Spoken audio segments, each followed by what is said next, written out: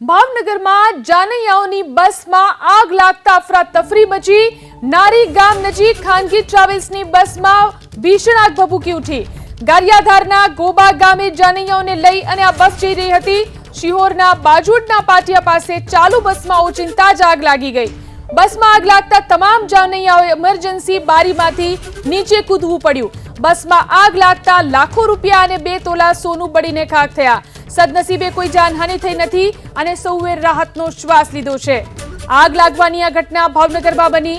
જાનૈયાઓની બસમાં અચાનક આગ લાગી, જેના કારણે અફરાતફરી મચી ગઈ। જોઈ શકાય છે આ દ્રશ્યોની અંદર બસ જે રીતે સળગી ઉઠી હતી।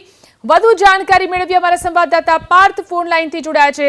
જી પાર્થ, કેવી રીતે આગ લાગી હતી અને તેમાં જે સવાર લોકો હતા તેમની શું સ્થિતિ?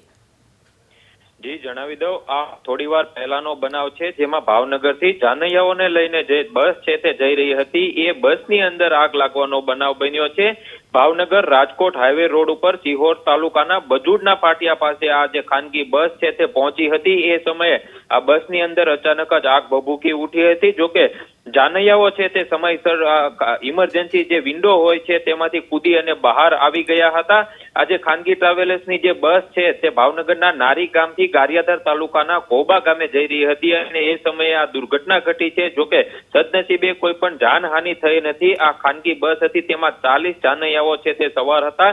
સવારના 8 વાગ્યાથી આ બસ છે તે ભાવનગરથી નીકળી હતી, પરંતુ હાલ આ જે બસ છે તે સંપૂર્ણપણે સળગી ચૂકી છે અને આમાં જે પ્રમાણે માહિતી મળી રહી છે તે મુજબ જાનૈયાઓનું 2 તોલું સોનું અને અમુક જે રૂપિયા છે તે બસની અંદર રહી ચૂક્યા હતા, જે બળીને ખાખ થઈ ગયા છે। હાલ ફાયર વિભાગની ટીમ છે તે ઘટના સ્થળ ઉપર પહોંચી છે અને આ જે ખાનગી બસની અંદર આગ લાગી છે તેને ઓલવવા માટેનો પ્રયાસ કરી રહી છે।